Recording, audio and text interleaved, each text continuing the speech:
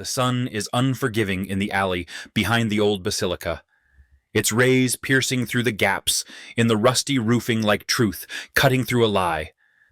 The air is thick with incense, exhaust fumes, and forgotten prayers. You can smell poverty. You can hear it in the cough of the street vendors, in the shuffle of tired sandals. A little girl, no more than 5, balances a bundle of jasmine flowers in her arms, the blooms drooping slightly, but still fragrant. She doesn't call out like the others.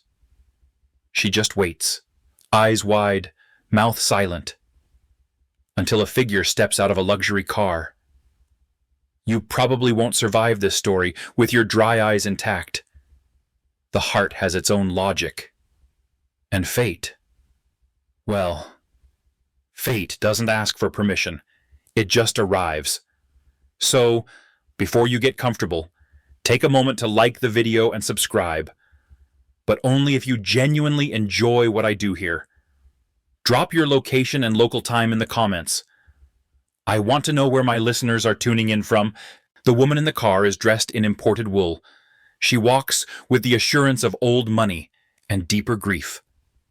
Her name is Cheryl, and she does not buy from street children, ever.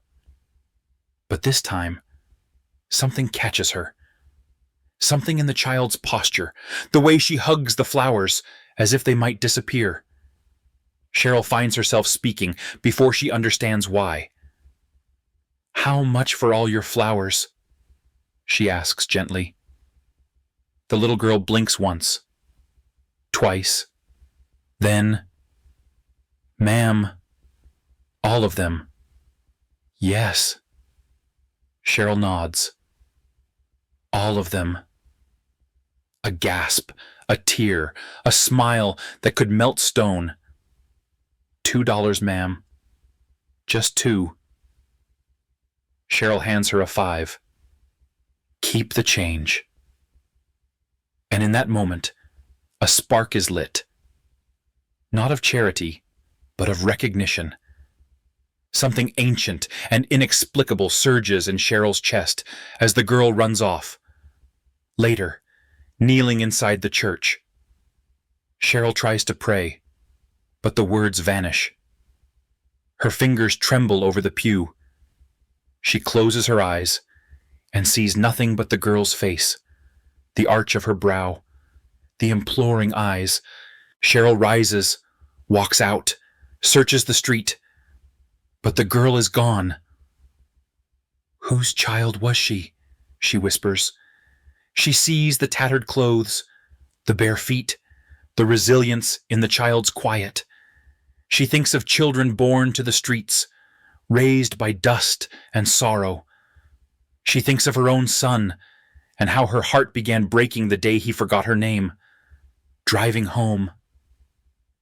Cheryl cannot stop thinking about the girl. She sees her face in window reflections, hears her voice in elevator chimes. That night, she calls her housekeeper. "Prepare food, tomorrow we go to church again." She doesn't know what she hopes to find, but she knows she will return. Sunday arrives, cloaked in its usual reverence. The city stirring slower under the blanket of morning light. Cheryl dresses in silence. Her driver waits without question. The same church, the same pew. But this time, her eyes don't wander toward the altar. They search the street, and there, among a small knot of children offering plastic bags of incense and wilting garlands, is Joy. Still in the same clothes, still with the same jasmine, but this time her face brightens instantly. "Good morning, sir, ma'am," she calls out, running toward Cheryl. "Fresh jasmine, still fragrant. Would you like to buy again?" Cheryl doesn't answer right away.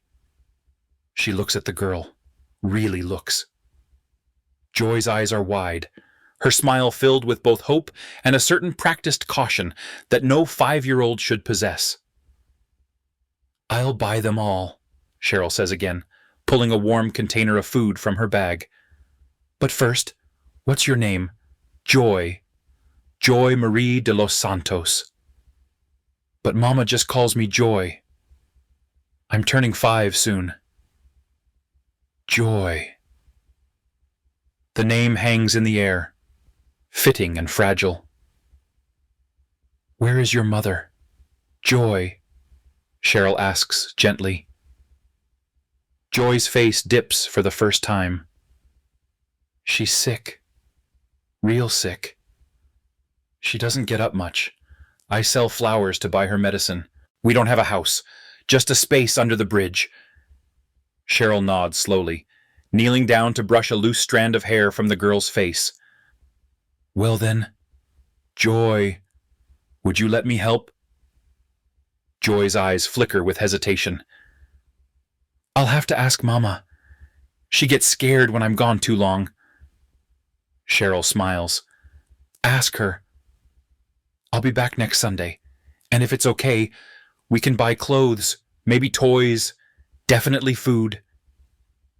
The deal is struck, a promise sealed with the trust only children still carry. The following Sunday, Cheryl rises before the sun. Her heart is anxious, buoyed by anticipation. There's no hunger for prayer today, only for confirmation that the little girl with jasmine eyes will appear again. She arrives early. The church is quiet, the light barely filtering through the stained glass windows. Vendors begin to gather by the gate, their voices low, restrained by the hour.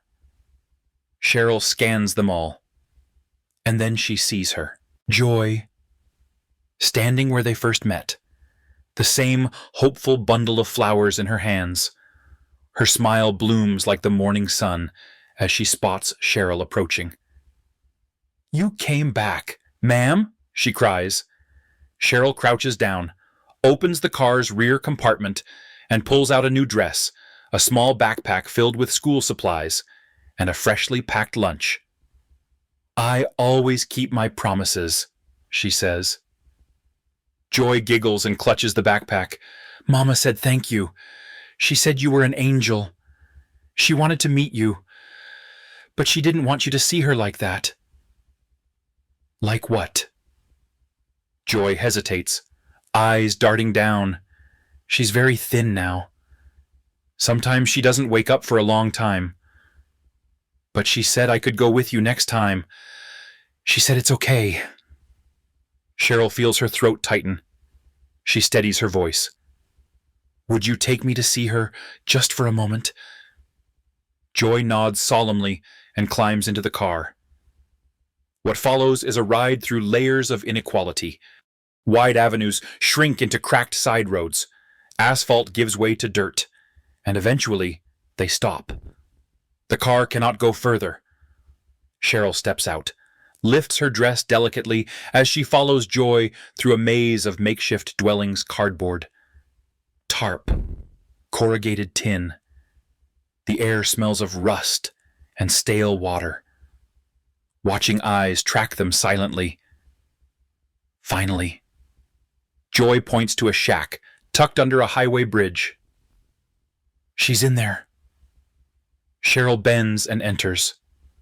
The air is thick, pungent.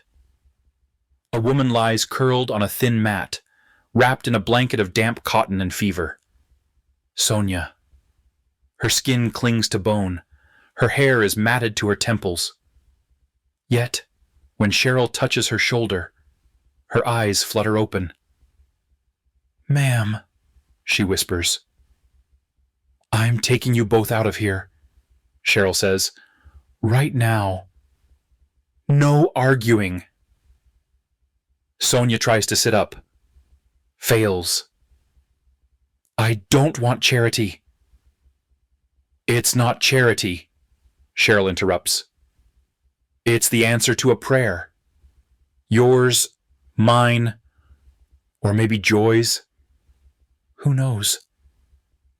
Sonia closes her eyes. If you're sure. Cheryl nods and steps outside to make the call. Within the hour, Sonia is in a hospital bed. Joy sits at her side, holding her hand, whispering songs. Cheryl watches from the doorway, feeling something shift within her, as if a piece of her lost past had quietly come home. Hospitals always smell the same antiseptic, anxiety, and something sterile but faintly human. Sonia lies motionless, an IV needle taped to her wrist, the steady beep of machines tracking her recovery. Doctors say she's lucky. A few more days, and the infection could have been fatal. Cheryl nods, jaw tight. She doesn't like the word lucky. Luck didn't carry Sonia from that bridge shack. Cheryl did. Joy never leaves her mother's side. From dawn till night, she whispers encouragements, sings lullabies, peels fruit. She tells stories about school, about Miss Cheryl's kitchen, about the little bird that landed on the windowsill that morning. Sonia listens, smiling through her weakness, marveling at how much her daughter has carried without ever complaining. Cheryl returns daily, food in hand, stories in tow. She sits with Joy when Sonia sleeps. They play card games, draw in notebooks, watch cartoons on Cheryl's tablet. One day, as Joy giggles through a game of tic-tac-toe, Cheryl blurts out, "You know, I'd be honored if you both came to live in one of my guest houses, just until your mother is well." Joy's eyes widen. "Really?" Sonia is hesitant. "We don't want to intrude." "It's not an intrusion," Cheryl says, her tone firm. "That house is empty. You'd be helping me fill it." And so, a new chapter begins. A week later, Sonia is discharged. Joy helps her into the car, beaming with pride. The guest house is modest by Cheryl's standards, but palatial compared to what Sonia and Joy have known. 2 bedrooms, a kitchen with a working stove, a bathroom with hot water. Sonia weeps quietly in the doorway. "This is more than I ever dreamed for us." Cheryl places a gentle hand on her shoulder. "This is just the beginning." In the days that follow, Sonia regains strength. Cheryl arranges for her to work in a small shoemaking business she supports. Joy starts at a local school, carrying her new books and wearing her new uniform like armor against the world. The house fills with laughter. Sonia cooks. Joy does homework. Cheryl visits. Sometimes they all eat together on the patio. Sonia is careful with her words, always grateful, always polite. But Cheryl can sense it. There's something unsaid, a shadow in Sonia's eyes, a name she never mentions. One afternoon, as Sonia hangs laundry beneath the soft buzz of cicadas, Cheryl asks, "Joy never talks about her father." Sonia looks up. The clothespin in her hand pauses midair. "He left," she says, "before she was born. His parents didn't approve. He disappeared. That's all." Cheryl nods slowly, heart suddenly hammering. "Do you remember his name?" Sonia nods. "Peter." Cheryl's breath catches in her throat. "What was his full name?" Sonia swallows. "Peter Sonen. But everyone called him Peter." The world stops. That night, Cheryl stares at the necklace on her dresser, the one she had retrieved from the Philippines months ago, made of white seashells, the one her son clung to even through his memory loss, engraved with one name. "Peter Sonen," she whispers into the silence. "Joy. My granddaughter." The next morning dawned with an eerie stillness, as if the world itself was holding its breath. Cheryl rose early, her mind heavy with revelation. She prepared breakfast with trembling hands, her heart pounding in her chest. Peter Sonen, her Peter, Sonia's Peter, Joy's father, her son. The pieces slid into place like a long-lost puzzle returning to form. Peter was back in the Philippines now, recovering slowly at the mansion after his prolonged treatment in the States. Doctors said he was functioning well, physically stable, emotionally responsive, but the memories were still scattered. His past remained locked behind a fog of trauma and time. Cheryl hadn't told him about Sonia or Joy yet. She wasn't even sure if she could. But now, she knew she must. At breakfast, she watched him carefully. He ate in silence, methodically. The seashell necklace rested on his chest. He fingered it often, absent-mindedly, as if it carried the weight of the life he couldn't recall. "Peter," she said softly, "do you remember why that necklace is so important to you?" He looked up, startled, but calm. "No, not really, but I feel it, like something I lost, something that mattered." Cheryl nodded, reaching across the table to take his hand. "What if I told you someone else wears a necklace just like it? A little girl." Peter's brow furrowed. "A little girl." "Yes," she said, voice breaking. "Her name is Joy. She's 5. And she looks like you did when you were that age." Silence. Peter's mouth opened, but no words came. Then, faintly, "Where is she?" "She lives nearby, with her mother." Peter's face stilled, the color draining slightly. "What's the mother's name?" Cheryl braced herself. "Sonia." His eyes widened. "Sonia," he echoed. The word hung between them like a ghost. "I want to see them," he said suddenly, urgently. "Please." And Cheryl nodded. That evening, Peter prepared dinner himself. He insisted on cooking something simple, something warm. Cheryl watched, her heart a whirl of anticipation and fear. She called Sonia and invited her and Joy to dinner. Sonia hesitated, her hands trembling as she held the phone. "Joy has missed you," she said, masking her unease. "We'll be there." But her heart was in chaos. Could Peter be? She didn't tell Joy. Not yet. At 5:00 p.m., the car arrived. Sonia's hands were ice as she clasped Joy's. They drove in silence. Joy chattered softly, unaware of her mother's spiraling thoughts. At the mansion, Cheryl greeted them at the door. Her warmth was sincere, but her eyes flickered constantly toward the staircase. Upstairs, Peter waited. "Dinner's almost ready," Cheryl said, leading them to the sitting room. Moments later, footsteps echoed from the hall. Peter entered. Joy lit up. "Uncle Peter," she cried, rushing to him. He smiled gently. "Hey, sunshine." Sonia stood slowly, her eyes locked on his face. Her knees buckled. "You're Peter," she whispered, eyes widening with each syllable. "You're Joy's father." Peter froze. I don't remember everything," he said, stepping closer. "But when I see you, it feels like breathing again."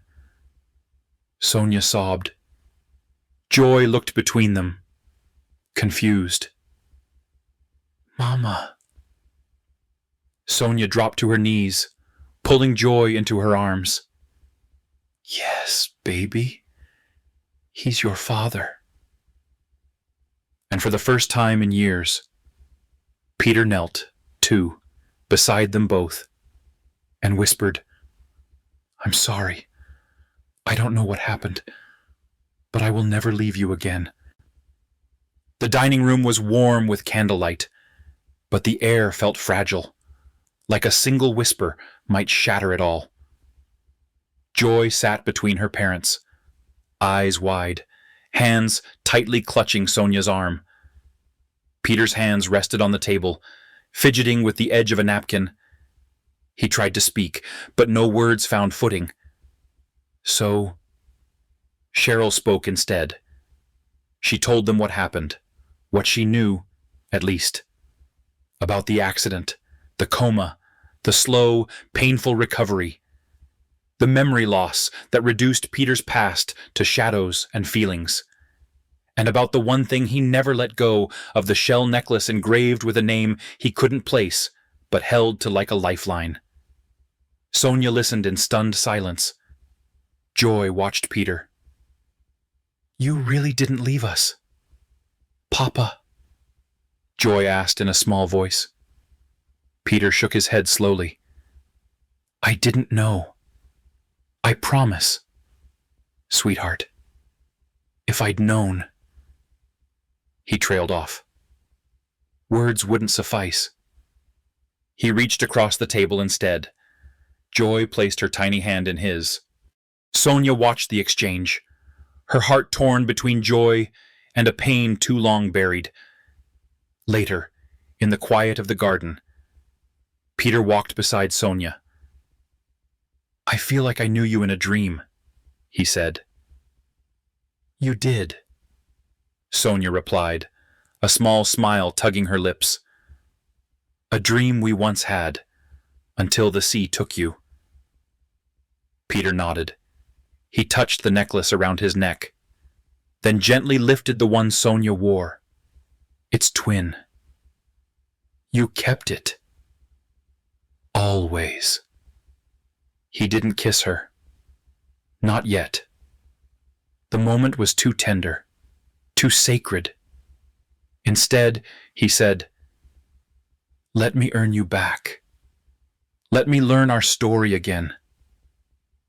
And Sonia, tears shining in her eyes, whispered, "We'll write it together." The stars began to flicker above them. Joy laughed in the distance, her voice echoing like a promise. Inside, Cheryl watched from the window, hands clasped tightly in front of her chest. For the first time in years, she allowed herself to cry. But this time, it was from relief. The days passed like petals in the wind, soft, slow, and layered with healing. Peter, though still tethered by memory loss, began rebuilding his connection to Joy and Sonia, not by chasing the past, but by honoring the present. Every morning, he sat with Joy on the porch swing, teaching her silly songs and helping her with schoolwork. She taught him how to play her favorite mobile games. They laughed, loud and without reservation. Sonia watched from the kitchen window, wiping her hands on a towel and letting her chest fill with something she thought she'd lost forever: peace. Peter didn't return to work right away. Cheryl insisted he take time to focus on his healing, but he visited the shoe factory occasionally, observing Sonia as she stitched leather with practiced hands. He never interrupted, just watched. One afternoon, he brought her a sandwich and sat across the room, quietly eating in rhythm with her.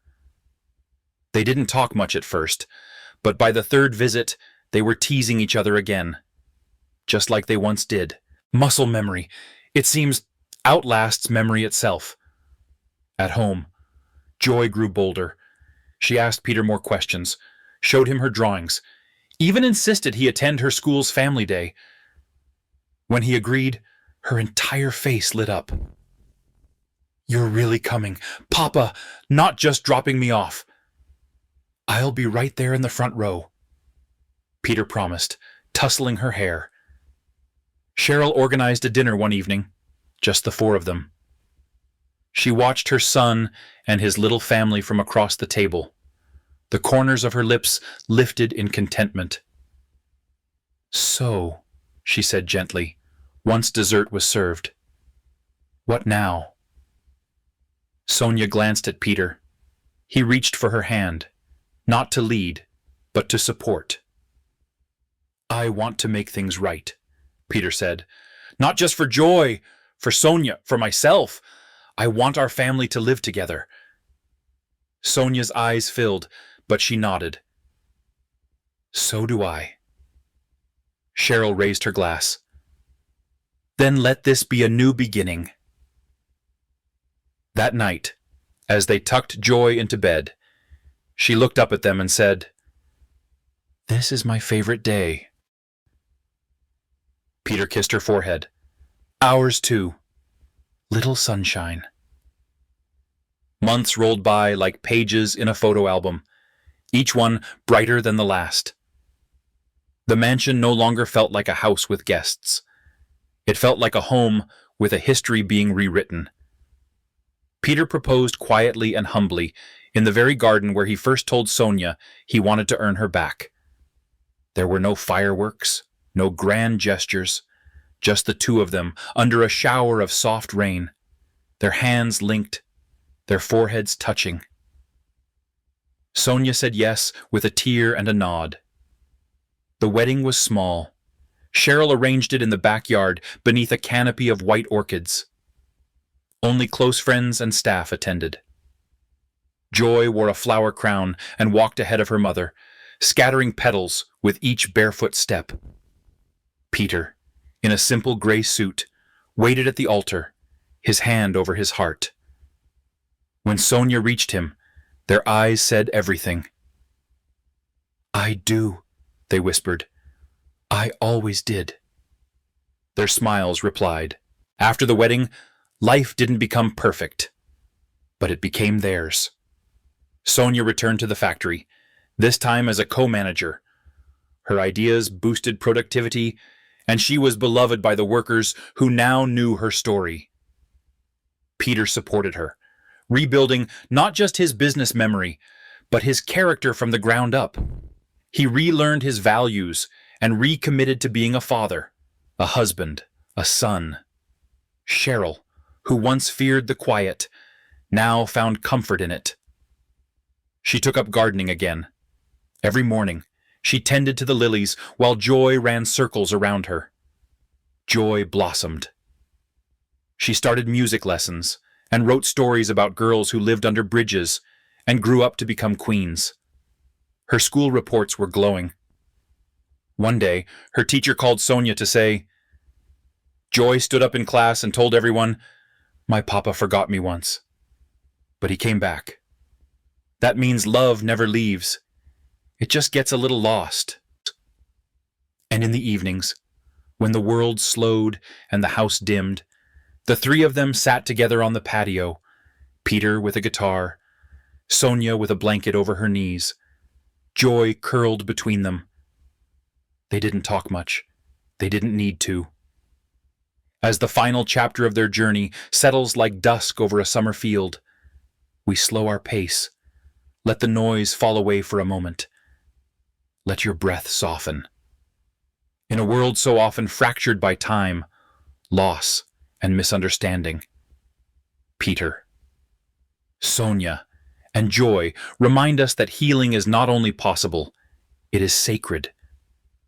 Their story, once marked by silence and separation, now hums quietly with reunion, grace, and promise. The mansion no longer echoes with loneliness. It pulses with life. Laughter spills from its windows. The scent of jasmine and home-cooked meals fills its halls. And in the corner of a bookshelf, 3 seashell necklaces hang side by side, like symbols of a past embraced and a future reborn. Perhaps your heart ached during their story. Perhaps you saw a little of yourself in Sonia's resilience, in Peter's longing, in Joy's bright, unyielding hope. Let that tenderness remain with you. Let it remind you that even the broken things can find their way back together. And now, gently, I'll leave you here, with a family made whole, with a daughter who never stopped believing, with a whisper that love, when true, never truly disappears, It waits. If this story moved you, let me know in the comments. Where are you listening from? And what time is it where you are? I'd love to hear how far this family's journey has reached. And of course, don't forget to subscribe to the channel so you don't miss the next story. Because here, every ending is only the beginning of something new. Thank you for staying with me to the end.